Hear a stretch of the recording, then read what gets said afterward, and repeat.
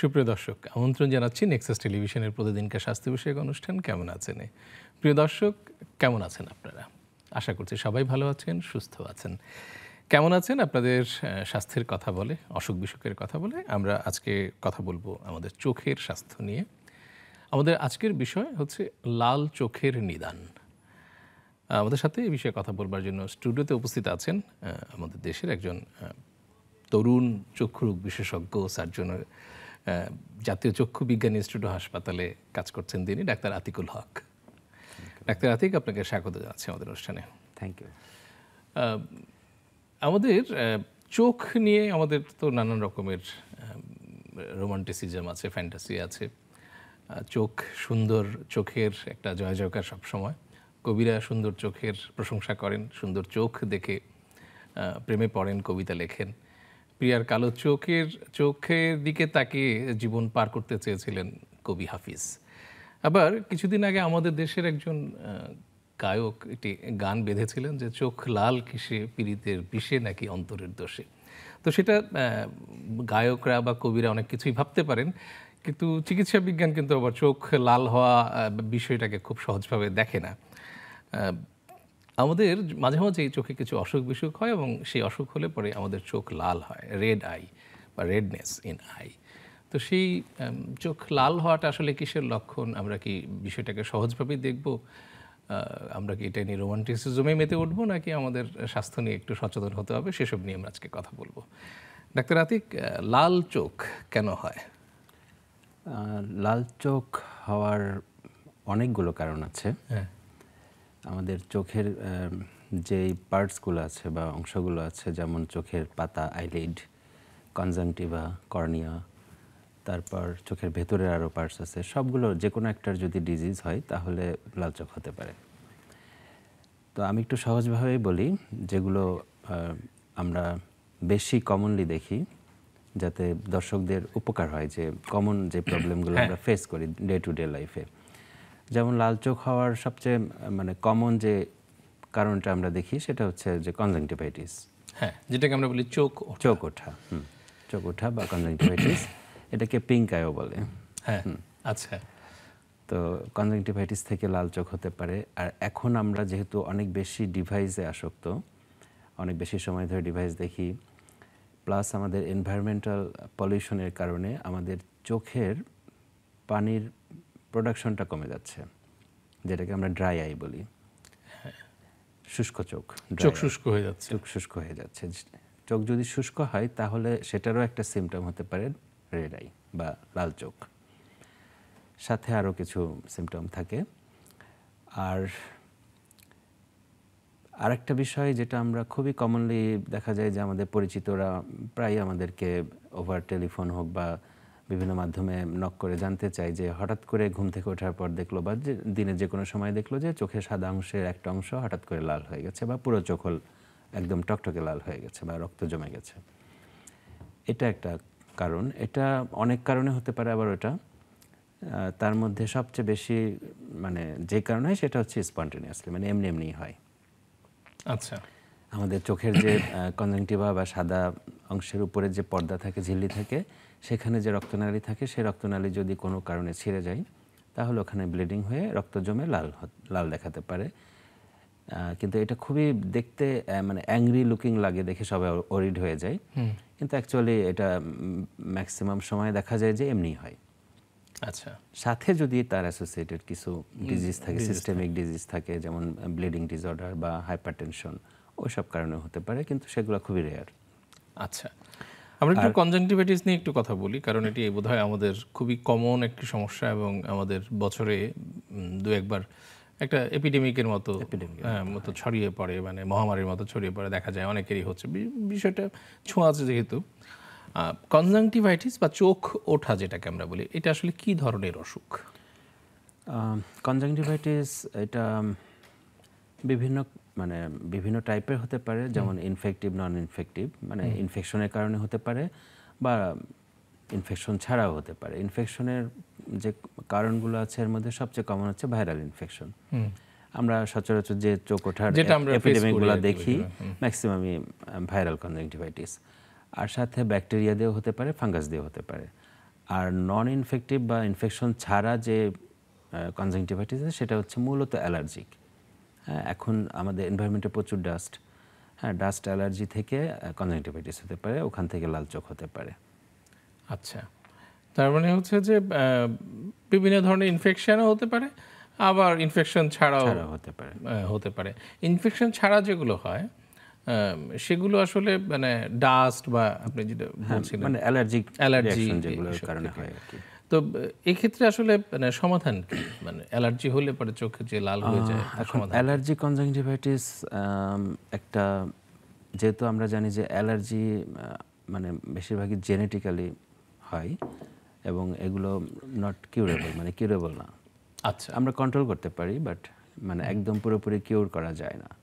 আবার allergy conjunctivitis অ্যাডাল্টে একরকম হয়, বাচ্চাদের আলাদা রকম হয়। তো বিশেষ করে বাচ্চাদের খুবই কমন, আমরা ডেইলি প্র্যাকটিসেও দেখি যে বাচ্চাদের অ্যালার্জিক কনজাংটিভাইটিস নিয়ে প্রচুর পেশেন্ট আসে। আর অ্যাডাল্টে তো আছেই, বড়দের তো আছে, বড়দের মধ্যে বিশেষ করে মহিলাদের আমি বেশি পাই আর কি অ্যালার্জি কনজাংটিভাইটিসটা। আচ্ছা। তো সেক্ষেত্রে মানে কি করলে সে ভালো থাকবে? কোনো প্রতিরোধমূলক কোনো ব্যবস্থা আছে কিনা? প্রতিরোধমূলক বলতে এখন আসলে অ্যালার্জি থেকে প্রতিরোধ তো যেই কারণে তার অ্যালার্জিটা হচ্ছে সেটাকে অ্যাভয়েড করা। এখন ডাস্ট অ্যাভয়েড করা তো আসলে ডিফিকাল্ট, আমাদের দেশের সিচুয়েশনে ডাস্ট অ্যাভয়েড করা খুবই ডিফিকাল্ট, বিশেষ করে বাচ্চাদের, যারা বিশেষ করে গ্রামের দিকে থাকে ওসব বাচ্চারা তো বাইরে আউটডোর অ্যাক্টিভিটিস বেশি করে, বাইরে খেলাধুলা বেশি করে, মাঠে গিয়ে খেলে, যে কারণে ওদের ডাস্ট থেকে বেঁচে থাকাটাও কঠিন। তারপরেও যাদের এ ধরনের মানে অ্যালার্জি হয় এবং বেশি সিভিয়ার, তাদের ক্ষেত্রে আমরা অ্যাডভাইস করি যে যতটা সম্ভব বাচ্চাকে ডাস্ট থেকে দূরে রাখেন, ধুলাবালি থেকে দূরে রাখেন, বিশেষ করে ঘর মানে ডাস্টের মধ্যেও আবার যেগুলো হাউস হোল্ড ডাস্ট, যেমন ঘর ঝাড়ু দেওয়ার সময় যে ধুলাটা উঠছে বা পুরোনো কাপড় থেকে বিছানার চাদর এগুলো পরিষ্কার করার সময় ঝাড়ার সময় যে ধুলাটা ওড়ে, এগুলো থেকে বেশি হয়, তখন আমরা বলি যে বাচ্চাকে যখন আপনি ঘর পরিষ্কার করবেন ওকে একটু দূরে রাখবেন। আচ্ছা আচ্ছা, মানে ধুলা থেকে দূরে থাকাটা একটা প্রতিরোধমূলক ব্যবস্থা বা পদক্ষেপ হতে পারে। এছাড়া আরেকটা অ্যাডভাইস আমরা দিই যে যাদের ওরকম অ্যালার্জি থাকে তাদের ফ্রিকোয়েন্টলি একটু পরিষ্কার পানি দিয়ে চোখ বারবার ধুয়ে নেবে আর কি, যাতে ডাস্টটা ওয়াশ আউট হয়ে যায়। এক্ষেত্রে কি মানে সাধারণ যে পানি আছে সেটা দিয়ে ধুলেই হবে? চোখে কি বিশেষ কোনো ড্রপ ব্যবহার করা যায়? এখন ওটা আসলে ডিপেন্ড করবে যে তার ডিজিজটা কতটুকু সিভিয়ার তার উপরে। সেইটা বিবেচনায় আমরা যদি দেখা যায় মাইল্ড ডিজিজের ক্ষেত্রে অনেক সময় আমরা কোনো ড্রপ দিই না, বা হয়তো আর্টিফিশিয়াল টিয়ার দিয়েও হয়ে যায়। যাদের আরেকটু মডারেট ডিজিজ থাকে তাদের ক্ষেত্রে আমরা অ্যান্টি অ্যালার্জিক বিভিন্ন ড্রপস আছে সেগুলো দিতে পারি। আর যাদের সিভিয়ার থাকে তাদের ক্ষেত্রে সাধারণত স্টেরয়েড দিয়ে ট্রিটমেন্ট করতে হয়, কিন্তু ওটা আন্ডার সুপারভিশন, কারণ স্টেরয়েড আবার চোখের প্রেশার বাড়ায় দেয়। আচ্ছা, তার মানে হচ্ছে যে মানে স্টেরয়েড ড্রপটা আসলে সবসময় এটা না, এটা সবসময় ব্যবহারের জন্য নয়, এবং কেউ যেন আবার অতি উৎসাহী। এখন এটা আপনি একটা ভালো পয়েন্ট মানে উঠে আসছে, সেটা হচ্ছে যে এখন কমনলি আমরা যেটা দেখি যে আমাদের দেশে মানুষের টেন্ডেন্সি হচ্ছে যে যে কোনো একটা অসুখ হলে প্রথমে লোকাল ফার্মেসিতে যে সেলসম্যান থাকে অথবা তার কোনো ভাইয়ের কোনো প্রেসক্রিপশন দেখে সেই অনুযায়ী তার নিজের উপর অ্যাপ্লাই করে, বা বেশিরভাগ যেটা হয় যে দোকানে গিয়ে একটা ড্রপ কিনে নিয়ে আসে। এখন আগেকার দিনে যেটা হতো যে ফার্মেসিতে যারা থাকেন তারা মানে আমরা কমনলি দেখতাম যে ওনারা সাধারণত হয়তো একটা সেফ অ্যান্টিবায়োটিক দিয়ে দিত আর কি, কমনলি মানে ওনারা রিস্কে যেতেন না, একটা অ্যান্টিবায়োটিক ড্রপ দিয়ে দিতেন। তো অ্যান্টিবায়োটিক ড্রপ দিলে হয়তো লং টার্মে ক্ষতি হতে পারে, কিন্তু ইমিডিয়েটলি তেমন কোনো ক্ষতি নেই অ্যান্টিবায়োটিক রেজিস্ট্যান্স তৈরি হওয়া ছাড়া। কিন্তু ইদানিং যে টেন্ডেন্সিটা দেখা যাচ্ছে সেটা হচ্ছে যে ওষুধের দোকান থেকেই স্টেরয়েড দিয়ে দিচ্ছে, কারণ ওটাতে দ্রুত ফল পায়, রোগীও খুশি হয় যে বাহ সে তো খুব ভালো ডাক্তারের মতো কাজ করছে, হ্যাঁ, যে ড্রপ দেওয়ার সাথে সাথে ভালো হয়ে গেলাম, কারণ স্টেরয়েড তো কুইক রেসপন্স করে। কিন্তু এটাতে যেটা হয় ফ্রিকুয়েন্টলি রোগীরা দোকান থেকে স্টেরয়েড ড্রপ কিনে ব্যবহার করে, যার ফলে ওদের একসময় স্টেরয়েড ইনডিউসড গ্লুকোমা হয়ে যায়, যে চোখের প্রেশার বেড়ে যে অসুখটা হয়। ও আই সি। তার মানে তো এটা একেবারে বলা যায় যে চোখ অন্ধত্বের দিকে পার্মানেন্ট ব্লাইন্ডনেসের দিকে যেতে থাকে। তার মানে যে এইভাবে আসলে যে নিজেরা বা ফার্মেসির ওষুধ বিক্রেতার পরামর্শে যে স্টেরয়েড ব্যবহার করা হয় সেটি অত্যন্ত ঝুঁকিপূর্ণ এবং কখনো কখনো এটি স্থায়ী অন্ধত্বের দিকেও যেতে কারণ পারে। হতে পারে। অন্ধত্বের যেমন কারণ হতে আরও পারে। একটা কথা বলি, সেটা হচ্ছে যে চোখ লাল হওয়ার আরও কিছু কারণের মধ্যে যেমন আছে যে কর্নিয়া আলসার। কর্নিয়া আলসার হলেও চোখ লাল হতে পারে। তো দেখা যায় যে কর্নিয়া আলসারে তো আমরা জানি যে কোনো আলসারে স্টেরয়েড কন্ট্রাইন্ডিকেটেড, মানে ওটা হিলিং প্রসেসটাকে বাধাগ্রস্ত করে। তো অনেক সময় দেখা যায় যে রোগী চোখে ব্যথা এবং লাল চোখ নিয়ে ফার্মেসিতে গেল, ওরা স্টেরয়েড ড্রপ দিয়ে দিল। হ্যাঁ, বা অনেক সময় পল্লী চিকিৎসক যারা আছে তারাও দিয়ে দেন। আচ্ছা, হ্যাঁ, তো স্টেরয়েড দিলে যেটা হয় ওটা হিতে বিপরীত হয়ে গেল, তার যে কর্নিয়া আলসার ছিল সেটা আরও বেশি বেড়ে যাবে। এমনকি অনেক সময় কর্নিয়া মেল্টিং হয়ে কর্নিয়া পারফোরেশন হয়ে যায়, ছিদ্র হয়ে যায়। সেটি তো আবার অনেক ভয়াবহ একটা ভয়াবহ সমস্যা। মানে। আচ্ছা, তো এখন মানে এই যে আপনি একটা চোখের শুষ্কতার কথা বললেন, এই চোখের শুষ্কতা থেকে একটি আপনি পরামর্শ দিলেন যে চোখ বারবার সাধারণ পানিতে ধোয়া। আর কি কি আমরা করতে পারি শুষ্কতাকে? শুষ্কতা অ্যাভয়েড করার জন্য যেটা হচ্ছে যে ডিভাইস বা যাদের প্রফেশনাল কাজে ব্যবহার করতে হয় তাদের তো করতে হবেই, কিছু করার নাই। কিন্তু যত সম্ভব যতটুকু সম্ভব একটা মানে রুলস আছে যে আমি একটা নির্দিষ্ট সময় পর পর ব্রেক নেব। আচ্ছা, হ্যাঁ, তারপর যেটা হচ্ছে যে মানে একজন চক্ষু বিশেষজ্ঞের পরামর্শ অনুযায়ী। আমার একজন দর্শক আছেন আমাদের সাথে, আমরা একটু দর্শকের ফোনটা নিচ্ছি। প্রিয় দর্শক, কে আছেন আমাদের সাথে, আপনার পরিচয়টি বলুন। আমি নিগার সুলতানা, গাইবান্ধা থেকে। জি বলুন নিগার সুলতানা। আমার চোখে গোসলের পরে, হ্যাঁ, গোসলের পরে চোখ লাল হয়ে যায়। আচ্ছা আর চোখের পাতির ধারগুলো চুলকায়। আচ্ছা, এইটাই সমস্যা। ওকে, আপনাকে অনেক ধন্যবাদ। আচ্ছা, উনি যে প্রবলেমের কথা বললেন ওটা অলরেডি আমরা কিন্তু ডিসকাস করে ফেলেছি যে যাদের অ্যালার্জি কনজাংটিভাইটিস থাকে তাদের একটা কমন কমপ্লেইন হচ্ছে যে আমি গোসলের পরে চোখ লাল হয়ে যায়। হ্যাঁ, এটা খুব কমন, কিন্তু অনেকেই বলে এটা। তারপর চোখ চুলকায়, অনেকের চোখে একটু খোঁচা খোঁচা লাগে, মনে হয় যেন চোখের ভেতরে কিছু একটা ঢুকে আছে বালির মতো। তারপর অনেকে বলে যে টায়ার্ড লাগে, মানে চোখ মনে হয় যেন চোখের পাতা বন্ধ হয়ে আসছে। মানে গ্রামের মানুষরা যেটাকে বলে চোখ টেনে ধরছে। হ্যাঁ, এগুলো সবগুলোই হচ্ছে অ্যালার্জি কনজাংটিভাইটিসের সিমটম। আচ্ছা, তো ওনার ক্ষেত্রে আমার পরামর্শ হচ্ছে যে যেহেতু ওনার অ্যালার্জি কনজাংটিভাইটিস এবং এটা লং টার্ম থাকবে, অনেক দিন থাকবে, মানে একদম পুরোপুরি কিওর করা যাবে না, কিন্তু এটাকে কন্ট্রোল করা যাবে, ওনাকে আরাম দেওয়া যাবে ট্রিটমেন্টের মাধ্যমে। তো আমার পরামর্শ হচ্ছে যে ওনার নিকটস্থ কোনো চক্ষু বিশেষজ্ঞকে দেখিয়ে চোখের যে অ্যালার্জি ড্রপগুলো আছে সেগুলো ব্যবহার করা যেতে পারে। তার মানে হচ্ছে যে সমাধান আছে। সমাধান আছে মানে ওনার সিমটমগুলো কমানো যাবে, বাট একদম পুরোপুরি কিওর হয়তো হবে না। সেক্ষেত্রে ওনাকে দীর্ঘমেয়াদী চিকিৎসা থাকতে হবে। আজকাল অ্যালার্জির জন্য অনেকে বিভিন্ন ভ্যাকসিনের কথা বলছেন, এগুলো কি আপনারা অ্যাপ্লাই করেন বা আপনাদের? না, ওগুলো এরকম কিছু চোখের কনজাংটিভাইটিস মানে অ্যালার্জি কনজাংটিভাইটিসে এখনো ওরকম কোনো ভ্যাকসিন ইউজ করা হয় না। আচ্ছা আচ্ছা, আমরা একটা ছোট্ট বিরতি নিচ্ছি। আমাদের আলোচনাটা আমরা চালিয়ে যাব, বিরতির পরে আবার আসবো আর কি আলোচনায়।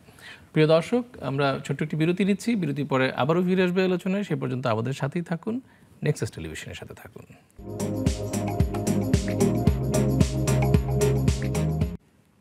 প্রিয় দর্শক, আমরা নেক্সাস টেলিভিশনের কেমন আছেন অনুষ্ঠানে আপনাদেরকে স্বাগত জানাচ্ছি। আমরা আজকে কথা বলছি লাল চোখের নিদান, এই বিষয়টি নিয়ে। চোখ লাল হতে পারে বিভিন্ন কারণে, কেন হয় এবং কি করণীয় আছে সেসব নিয়ে আমরা আজকে কথা বলছি। স্টুডিওতে উপস্থিত আছেন আমাদের অতিথি ডাক্তার আতিকুল হক, চক্ষু রোগ বিশেষজ্ঞ সার্জন, জাতীয় চক্ষু বিজ্ঞান ইনস্টিটিউট ও হাসপাতাল। ডাক্তার আতিক, আমরা বিরতির আগে চোখ লাল হওয়ার বিভিন্ন কারণ নিয়ে কথা বলছিলাম, কনজাংটিভাইটিস নিয়ে কথা বলা হয়েছে এবং বিভিন্ন ধরনের, তারপর ড্রাইনেস নিয়ে কথা হয়েছে এবং কী কী কারণে ড্রাইনেস হতে পারে, কী সমাধানে, সেসব নিয়ে আমরা কথা বলেছি। চোখ লাল হওয়ার আর কি কি কারণ আমরা আলোচনা করতে পারি আর কি? এতক্ষণ আমরা যে আলোচনাগুলো করলাম সেগুলো আসলে মানে খুবই কমন প্রবলেম এবং মানে সিভিয়ার কিছু না, কিন্তু কিছু কিছু কারণ আছে যে কারণে চোখ লাল হতে পারে, যেটার পেছনে অনেক মানে এবং কারণগুলো অনেক জটিল কারণ, মানে অনেক বড় ডিজিজ লুকিয়ে থাকতে পারে যেটার পেছনে। যেমন হচ্ছে উভিয়াইটিস বলে একটা রোগ আছে, মানে চোখের ভেতরের অংশের প্রদাহ যেটাকে আমরা বলি উভেইটিস, এটা একটা। তারপর অ্যাকিউট কনজেস্টিভ গ্লোকোমা, মানে চোখের প্রেশার হঠাৎ করে অনেক বেশি বেড়ে যায়, ওইটার কারণে চোখ লাল হতে পারে। তারপর চোখের কিছু টিউমার বা ক্যান্সার আছে, সে কারণেও হতে পারে, যেমন বাচ্চাদের রেটিনোব্লাস্টোমা, বড়দের ক্ষেত্রে মেলানোমা, এগুলোর ক্ষেত্রেও চোখ লাল হতে পারে। আর আরেকটা কমন আছে, সেটাও কিন্তু কমন, বাট মানে প্রবলেমটা সিভিয়ার। সেটা হচ্ছে যে আমাদের বিশেষ করে নারীরা বিভিন্ন পারপাজে কন্ট্যাক্ট লেন্স ইউজ করেন। হ্যাঁ, কসমেটিক পারপাজে অনেকে দেখা যায় চশমা পরে, কোনো একটা প্রোগ্রামে যাবে, চশমাটা অ্যাভয়েড করতে চাচ্ছে, সেই কারণে কন্ট্যাক্ট লেন্স পরে। তো লং টার্ম, মানে অনেক সময়, লম্বা সময় ধরে যদি কন্ট্যাক্ট লেন্স পরে থাকে, সেক্ষেত্রে কিন্তু কর্নিয়াতে অক্সিজেনের যে স্বল্পতা, সে কারণে মানে কর্নিয়া টিস্যু ড্যামেজ হয়েও চোখ লাল হতে পারে। আচ্ছা, তো এইসব ক্ষেত্রে মানে আপনাদের কাছে যখন রোগীরা আসে, আপনারা কী ধরনের সমাধান দিয়ে থাকেন? মূলত এটা নির্ভর করবে যে তার রোগটা কি। প্রথমত তার ডায়াগনোসিসটা করতে হবে যে তার রোগটা কি। যেমন উভেইটিসের ক্ষেত্রে, উভেইটিসেরও আবার অনেক কারণ আছে, অনেক কারণ। আচ্ছা, হ্যাঁ, তো সে পেছনের কারণটাকে খুঁজে বের করতে হবে। বিশেষ করে উভেইটিসে সিস্টেমিক ডিজিজ, মানে আমাদের শরীরের অন্যান্য যে অসুখ থাকে, সেই অসুখের সাথে উভেইটিসের একটা সম্পর্ক থাকে। যেমন অনেকের বিভিন্ন ধরনের বাতের ব্যথা থাকে, হ্যাঁ, ওই কারণে উভেইটিস হতে পারে। বা বিভিন্ন ধরনের ইনফেকশন, যেমন যক্ষ্মা, তারপর কিছু লাংস ডিজিজ আছে, ওখান থেকেও উভেইটিস হতে পারে। তো ওই মূল কারণটাকে আগে খুঁজে বের করতে হবে যে তার কেন হচ্ছে এটা।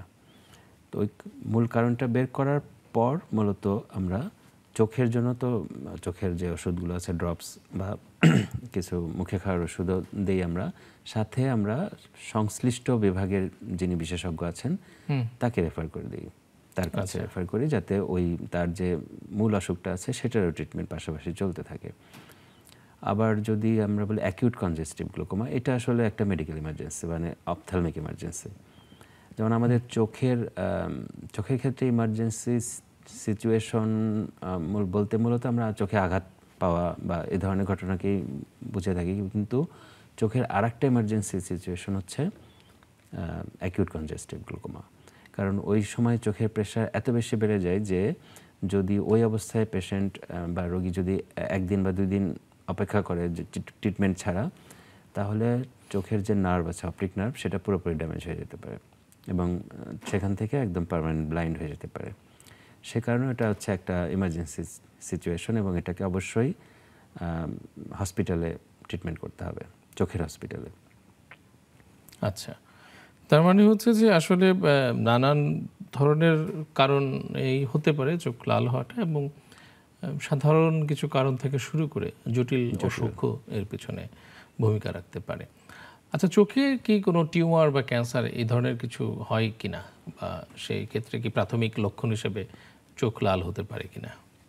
চোখের টিউমার, হ্যাঁ, চোখের বাচ্চাদের, যেমন আমি একটু আগে বললাম যে বাচ্চাদের রেটিনোপ্লাস্টোমা নামে একটা ক্যান্সার হয় চোখের। আবার বড়দেরও মেলানোমা হয়। তো এই সাধারণত যেটা হয় যে ক্যান্সার সেলগুলোকে বেশি বেশি রক্ত সাপ্লাই দেওয়ার জন্য নতুন নতুন রক্তনালী তৈরি হয়, বা যেটাকে আমরা বলি ফিডিং ভেসেল বলি। আচ্ছা, হ্যাঁ, নিওভাস্কুলারাইজেশন যেটা। হ্যাঁ, তো ওখান থেকে ব্লিডিং হয়ে চোখ লাল হতে পারে। তবে ওটা আসলে মানে অনেক পরের ব্যাপার, মানে যখন ডিজিজটা অনেক বেশি অ্যাডভান্স স্টেজে চলে যাবে। যারা দেখা যায় যে বিশেষ করে গ্রামেগঞ্জে বা যারা মানে নেগলেক্টেড থাকে, যাদের মানে আমাদের দেশে তো ইদানিং মানে এখন এসে চোখের সার্ভিসগুলো মোটামুটি উপজেলা লেভেল পর্যন্ত অ্যাভেলেবেল হয়েছে, কিন্তু তার আগে এরকম ছিল না, আমরা ছোটবেলায় পাইনি। তো যে কারণে দেখা যেত যে ওই ধরনের ক্যান্সারের রোগীগুলো অনেক অ্যাডভান্স স্টেজে আমাদের কাছে আসতো। হ্যাঁ, তো ওই ক্ষেত্রে তখন দেখা যেত যে চোখের সাদা অংশে ব্লিডিং স্পট আছে। হ্যাঁ, আচ্ছা, তো আমরা চোখে কিছু মানে সাধারণ কিছু প্রশ্ন আছে আর কি, সাধারণ মানুষের আমাদের যে প্রশ্নগুলো হচ্ছে যে চোখে আমরা যে সানগ্লাস ব্যবহার করি, এটা আমাদের জন্য উপকারী কিনা, এটা আমাদের চোখকে প্রোটেক্ট করে কিনা? সানগ্লাস বলতে কালো কালো, sunglass হ্যাঁ, যেটা, কালো সানগ্লাস বা রোদ চশমা রোদ যেটা। চশমা, হ্যাঁ। হ্যাঁ, অবশ্যই প্রোটেকশন দেয়।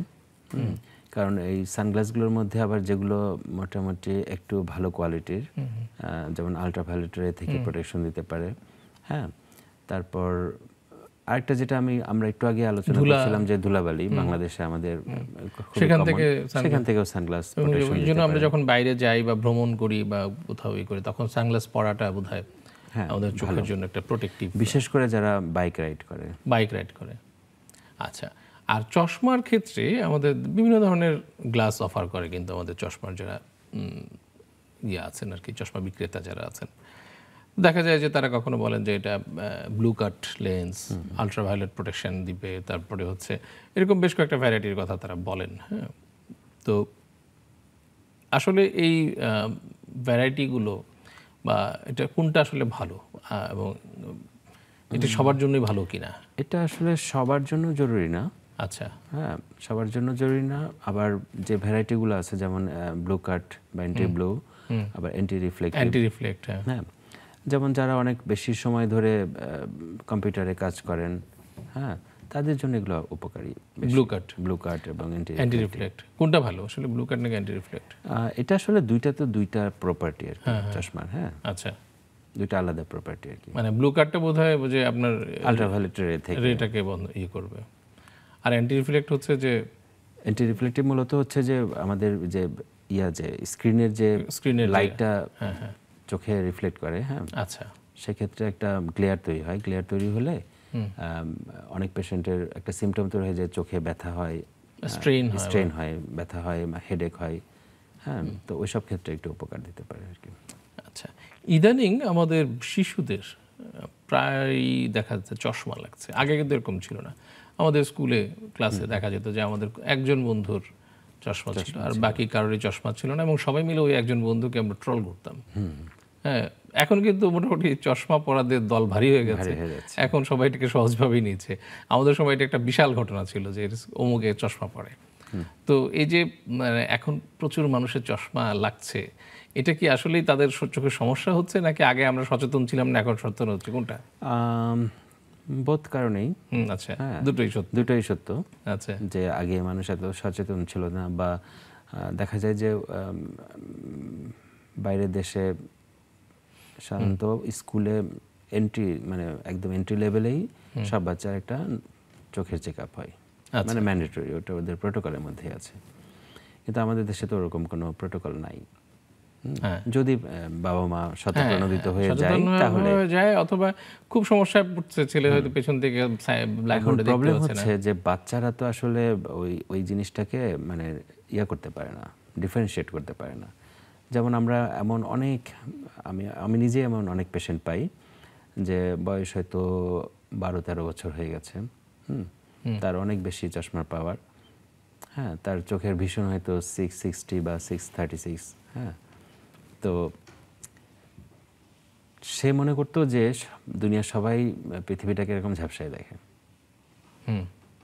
তো প্রথম যখন সে চশমা পরার পর ক্লিয়ার দেখে, সে নিজে অবাক হয়ে যায় যে সবাই এত পরিষ্কার দেখতো আগে। কারণ সে তো আসলে বাচ্চা মানুষও তো ধরে নিচ্ছে যে ও যেহেতু ছোটবেলা থেকে ওভাবে দেখে অভ্যস্ত, ও ভাবছে যে সবাই এরকম ঘোলা দেখে, পৃথিবীটা হয়তো এরকম ঘোলাই। আচ্ছা, হ্যাঁ, তো এটা একটা কারণ ছিল যে আগে ধরা পড়তো কম, হ্যাঁ, আর এখন মানে যেহেতু চেক আপ করা হয়, বা বাচ্চারাও এখন সচেতন হয়ে গেছে, বাবা মায়েরাও সচেতন হয়ে গেছে যে বাচ্চা কাছে যে টিভি দেখছে কিনা, বা স্কুলে পেছনে বসলে বোর্ড দেখতে পাচ্ছে না, বিভিন্ন কারণে ধরা পড়ে যাচ্ছে। আগে এটা ধরা পড়তো না। আর মেইন কারণ হচ্ছে যে এখন বাচ্চাদের আউটডোর অ্যাক্টিভিটি কমে গেছে। হ্যাঁ, বাচ্চাদের আউটডোর অ্যাক্টিভিটি কমে গেলে ও স্ক্রিনের উপর নির্ভরশীল। আউটডোর অ্যাক্টিভিটি কমে গেলে যেটা হয় যে আমরা তার বাইরের পৃথিবী যখন বন্ধ, তখন সে বাইরের পৃথিবীটাকে এখন ঘরে আবদ্ধ হয়ে যাচ্ছে। ঘরে আবদ্ধ হলে যেটা হচ্ছে যে হয় ডিভাইস ইউজ করছে বা টেলিভিশন দেখছে, বা ঘরের মধ্যেও আমাদের চোখের দৃষ্টিশক্তি কত দূরে বা যেতে পারে, কয়েক ফুট। কিন্তু আমাদের মানে আমরা যে দূরে তাকাই এবং কাছে তাকাই, এই দুইটার মধ্যে যে একটা প্রসেস সিস্টেম আছে আমাদের চোখের, মানে যেমন ক্যামেরায় আমরা লেন্সের ফোকাল লেন্স চেঞ্জ করে করে ফোকাসটা অ্যাডজাস্ট করি ক্যামেরার ক্ষেত্রে, আমাদের চোখটাও তো একটা ক্যামেরার মতোই। তো ওইটাকে অ্যাডজাস্ট করে হচ্ছে চোখের মাংসপেশিগুলো। তো যখন আমরা কাছে তাকিয়ে থাকি তখন চোখের মাংসপেশিগুলোর কন্ট্রাকশন হয়, সংকোচন হয়ে সে লেন্সের পাওয়ারটাকে বাড়ায় দেয়। আবার যখন আমরা দূরে তাকাই তখনও রিল্যাক্সড অবস্থায় থাকে মাংসপেশিগুলো। তখন মানে আমরা যখন দূরে তাকাই তখন অ্যাকচুয়ালি আমাদের চোখ রিল্যাক্সড অবস্থায় থাকে। যখন আমরা কাছে তাকাই তখন হচ্ছে তাকে একটা এক্সট্রা এফোর্ট দিতে হচ্ছে।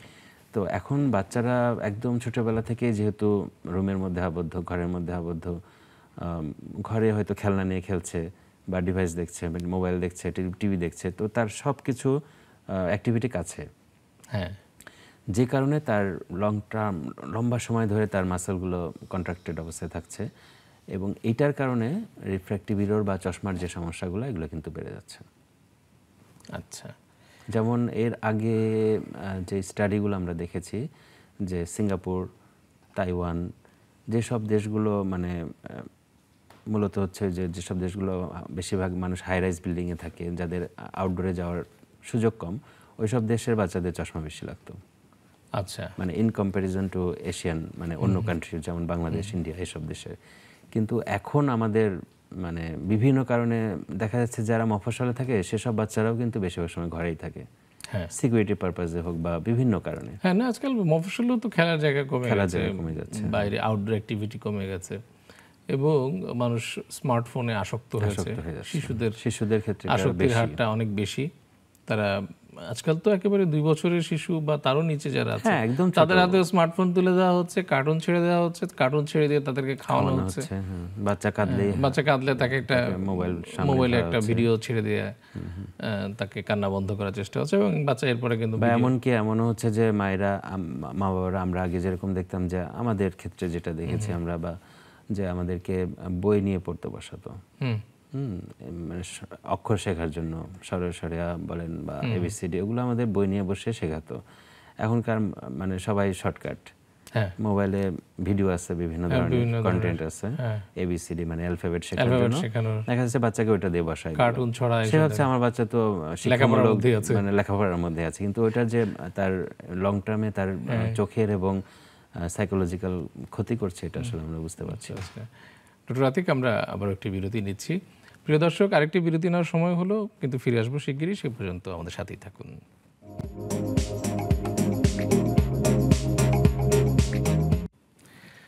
সুপ্রিয় দর্শক, বিরতির পরে আবারও ফিরে এলাম নেক্সাস টেলিভিশনের কেমন আছেন অনুষ্ঠানে।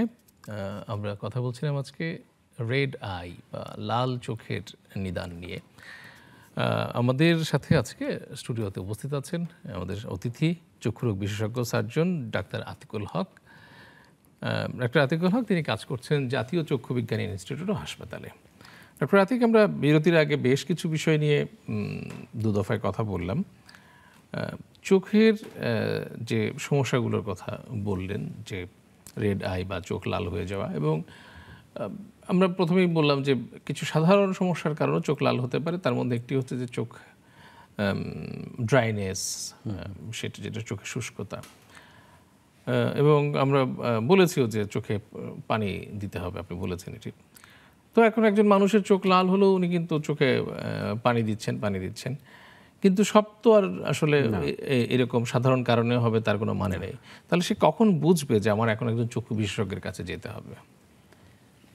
আচ্ছা, এখন স্পেসিফিক্যালি আপনি যদি ড্রাই আইয়ের কথা বলেন, ড্রাই আইয়ের ক্ষেত্রে যখন তার সিমটমটা তার ডেইলি লাইফকে হ্যাম্পার করবে, যেমন হচ্ছে যাদের ড্রাই আই থাকে তাদের একটা তো বললাম চোখ লাল হতে পারে, সাথে হচ্ছে তার চোখে একটা ওই যে খোঁচা খোঁচা ভাব, যে চোখের আইলিড ক্লোজ করলেই চোখে মনে হচ্ছে চোখের মধ্যে বালি ঢুকে আছে, বা টায়ার্ড লাগে।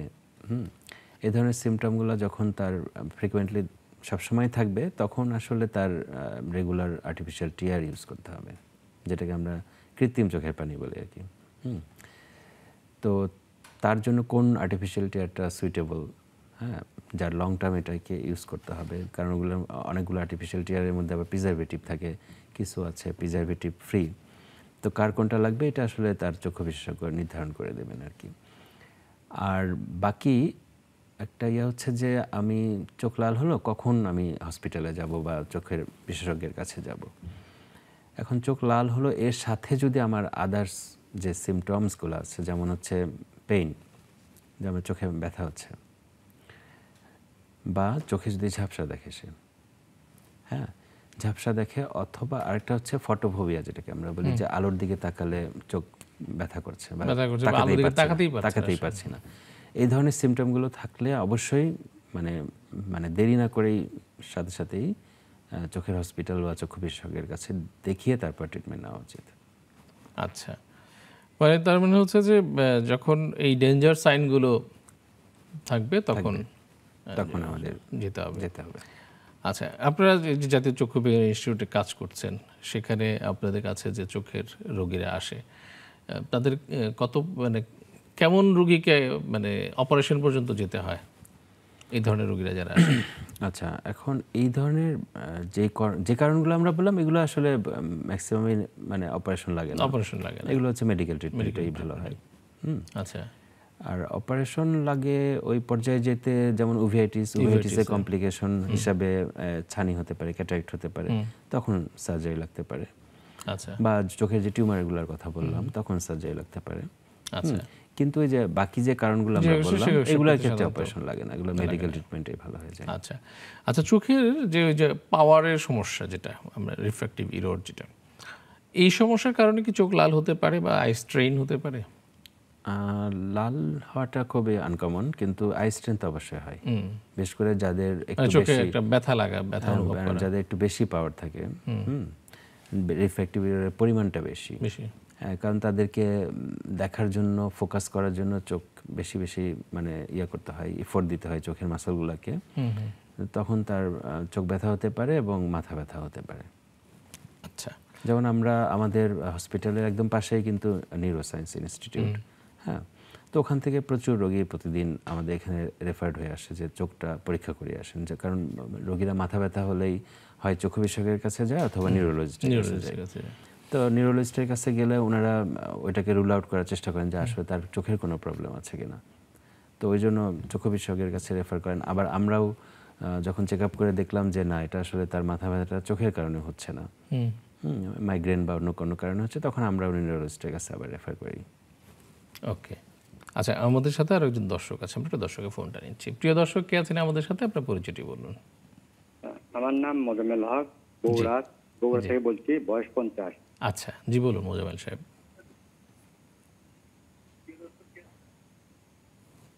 মোজাম্মেল হক, বগুড়া, সাধারণপুর, বয়স 50। আচ্ছা, ধন্যবাদ মোজাম্মেল সাহেব, আপনার সমস্যাটি বলুন। আমার যে কোনো গাড়ির হেডলাইন চোখে লাগলে আলো দড়ির মতো লাগে, এটা আমার সমস্যা। মাথা কোনো মাইগ্রেন বা কোনো কিছু সমস্যা নেই এটা। আর আর আর আমার একটু জানতে ইচ্ছে হচ্ছে, ignore criteria, tendency, address, guideline, focus আর টার্সিয়াল, এটা আমি জানতে চাচ্ছি। এর মানেগুলো মেডিকেল টার্মেরা আপনারা বলেন, এটা আমরা বাংলা সাধারণ দর্শক বুঝতে সমস্যা হয়। Thank you.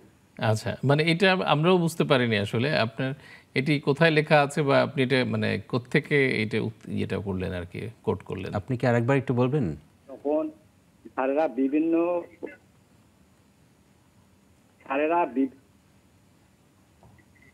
হ্যালো ভাই, হ্যাঁ জি, শুনতে পাচ্ছি, বলুন। স্যারেরা যখন বিভিন্ন মেডিকেল টার্মে বলেন যে ignore criteria, tendency, address, guideline, focus, এগুলো বাংলা আমাদের বুঝতে সমস্যা হয়, এগুলো সাথে সাথে বাংলা বললে সুবিধা হয়। ও আচ্ছা, ইগনোর টেন্ডেন্সি, গাইডলাইন, আচ্ছা বুঝতে পেরেছি। ইংরেজি শব্দের ব্যবহারটা আমরা খুব চেষ্টা করি ইংরেজি শব্দের ব্যবহার না করে বাংলায়। ভালো কথা বলেছেন। আসলে রোগীদের সাথে কথা বলার সময় আমাদের যত সহজভাবে তাকে বুঝিয়ে বলা যায় সেটা ভালো। ইগনোর হচ্ছে যে এটাকে ওভারলুক করা, বা এটাকে ইংরেজি বলেন, হ্যাঁ, এটাকে উপেক্ষা করা, যে এটাকে গুরুত্ব না দেওয়া। আর টেন্ডেন্সি হচ্ছে প্রবণতা, যে বারবার যে কাজটা করার একটা প্রবণতা থাকে। ধন্যবাদ আপনাকে, আপনি খুবই গুরুত্বপূর্ণ। উনি যেটা বললেন যে ওনার গাড়ির হেডলাইটে তাকালে প্রবলেম হয়, এখন এটা দুইটা কারণ হতে পারে। একটা হচ্ছে যে ওনার মাইগ্রেন থাকতে পারে, হ্যাঁ, তো যাদের মাইগ্রেন থাকে তাদের অনেক ব্রাইট লাইট বা সানলাইট এসবের কারণে মাইগ্রেনটা অ্যাটাক হয় আর কি। এটা একটা। আরেকটা হচ্ছে উনি যেহেতু ওনার বয়স বললেন 50 বছর, জি, তো আরেকটা ইয়ে হতে পারে যে ওনার চোখে ছানি মানে আসা শুরু হয়েছে হয়তো মেবি। আচ্ছা, তো যখন চোখে ছানি হয় তখন ওই যে যখন হেডলাইট অপোজিট সাইড থেকে চোখে পড়ে তখন একটা গ্লেয়ার তৈরি হয়, হ্যাঁ, মানে রংধনুর মতো আলো দেখতে থাকে তারা। বা একটা যখন হচ্ছে চোখে আমরা উজ্জ্বল আলো চোখে পড়ে তখন আমাদের চোখের যে পিউপিল বা চোখের মণি যেটাকে আমরা বলি ওটা ছোট হয়ে যায়। যখনই কনস্ট্রিক্ট করে ছোট হয়ে যাবে তখনই কিন্তু তার ভীষণটা মানে চোখে দেখার যে ব্যাপারটা ওটা বাধাগ্রস্ত হবে। আচ্ছা, তো এই কারণে যাদের ছানি মানে ওরকম ছানি থাকে তাদের দেখা যায় যে তারা এটা খুব মানে ফ্রিকুয়েন্টলি বলে যে আমি যখনই রোদ মানে সরাসরি সূর্যের দিকে তাকাচ্ছি বা রোদের দিকে তাকাচ্ছি তখন আমার অস্বস্তি হচ্ছে, চোখে দেখতে পাচ্ছি না, বা গাড়ির হেডলাইট যখন চোখে পড়ছে। তো ওনার জন্য আমার পরামর্শ হচ্ছে যে বোধ মানে দুইটা কারণ যেটা বললাম দুইটা কারণেই ওনার আসলে চোখের ডাক্তারের কাছে যাওয়া দরকার আর কি, মানে ওনার কারণটা বের করা দরকার কেন হচ্ছে এটা। বুঝতে পেরেছি। আমার মনে হয় যে প্রিয় দর্শক, আপনার একজন চক্ষু বিশেষজ্ঞের শরণাপন্ন হওয়া উচিত এবং পরীক্ষা নিরীক্ষা করে এটাকে দেখতে হবে যে আসলে ঠিক কী কারণে সমস্যাটি হচ্ছে। ডক্টর আতিক, আমরা একটু জানতে চাই সেটা হচ্ছে যে খাদ্যাভ্যাস, আপনার চোখের যে সমস্যাগুলোর কথা বলেন এর সাথে বা চোখের আমরা যদি রেডনেস ছাড়াও অন্যান্য সমস্যার কথাই ধরি, খাদ্যাভ্যাসের সাথে আমাদের চোখের অসুখ বিসুখের কতটা সম্পর্ক আছে? একটা সময় ছিল যখন আসলে আমরা টিভিতেও প্রচুর বিজ্ঞাপন দেখতাম, হ্যাঁ, যে রঙিন শাকসবজি খাওয়া, ভিটামিন এর অভাব, ভিটামিন এর অভাব। তো এটা আসলে আমি বলবো বাংলাদেশ সরকার এবং আমাদের স্বাস্থ্য ব্যবস্থা একটা বিরাট অ্যাচিভমেন্ট বা যে এখন আর উন্নতি, যে এই সমস্যাগুলো এখন আর তেমন দেখা যায় না, না, হ্যাঁ, যে ভিটামিন এর অভাব যেটা। কারণ এখন আমাদের একদম প্রোগ্রাম করে সারা দেশের মানুষকে রাস্তায় ধরে মানে ক্যাম্প এই যে কয়েকদিন আগে গত সপ্তাহে একটা প্রোগ্রাম গেল ভিটামিন এ খাওয়ানো হয়, ভিটামিন এ প্লাস ক্যাম্পেইন, যেখানে ভিটামিন এ ক্যাপসুল খাওয়ানো হয় 5 বছর পর্যন্ত বাচ্চাদের। তো এই ক্যাম্পেইন এবং সাথে ওই আগের যে বিজ্ঞাপনগুলো হতো যে রঙিন শাকসবজি খাওয়া, হ্যাঁ, ছোট মাছ খাওয়া, ওগুলোর কারণে মানুষ সচেতন হয়ে গেছে। তো এই কারণে এখন আসলে ওই প্রবলেমগুলো আমরা তেমন একটা আর পাই না। তারপরেও চোখের ওভারঅল স্বাস্থ্য যেমন হচ্ছে বিশেষ করে চোখের রেটিনা যেটা, হ্যাঁ, ওইটা তো আসলে একটা সেন্সিটিভ অর্গান। তো ওই রেটিনার জন্য কিছু ভিটামিন এ সহ আরও কিছু খাদ্য উপাদান আছে যেগুলো মূলত আমরা যেই শাকসবজির কথা বলি, রঙিন শাকসবজি, মানে তৈলাক্ত মাছ, যেগুলোর মধ্যে ওমেগা 3 ফ্যাটি অ্যাসিড থাকে, তো এই ধরনের খাবারগুলো মানে একদম রেগুলার না হলেও খাওয়া উচিত, যাতে ওই অভাবগুলো পূরণ হয়ে যায় আর কি। অনেক ধন্যবাদ আপনাকে ডক্টর আতিক। আমরা আজকে খুবই গুরুত্বপূর্ণ, জনগুরুত্বপূর্ণ একটি প্রসঙ্গ নিয়ে কথা বলেছি, কারণ আমাদের প্রায়শই এই ধরনের সমস্যায় পড়তে হয় এবং আমাদের চোখের লাল হয়ে যাওয়াটা নিয়ে আমরা অনেক সময় বিব্রতকর অবস্থায় পড়ে অবশ্যই বুঝতে পারি না যে সমস্যাটি কতটুকু গভীর, কখন ডাক্তারের কাছে যেতে হবে। এই বিষয়গুলো খুব চমৎকারভাবে আপনি আজকে আমাদেরকে জানিয়েছেন। আমাদের দর্শক যারা শুনেছে, আশা করছি যে তারাও কিছুটা উপকৃত হয়েছে আজকের এই আলোচনা থেকে। আপনাকে অনেক ধন্যবাদ, আন্তরিক কৃতজ্ঞতা নেক্সাস টেলিভিশনের পক্ষ থেকে এবং আমাদের দর্শকদের পক্ষ থেকে। আপনাকেও ধন্যবাদ আমাকে আমন্ত্রণ জানানোর জন্য, নেক্সাস টেলিভিশনকেও ধন্যবাদ। প্রিয় দর্শক, এই ছিল আমাদের আজকের আয়োজন। আমরা আজকে বিদায় নিচ্ছি এখানেই। আগামী অনুষ্ঠান দেখবার আমন্ত্রণ জানিয়ে বিদায় নিচ্ছি। শুভরাত্রি।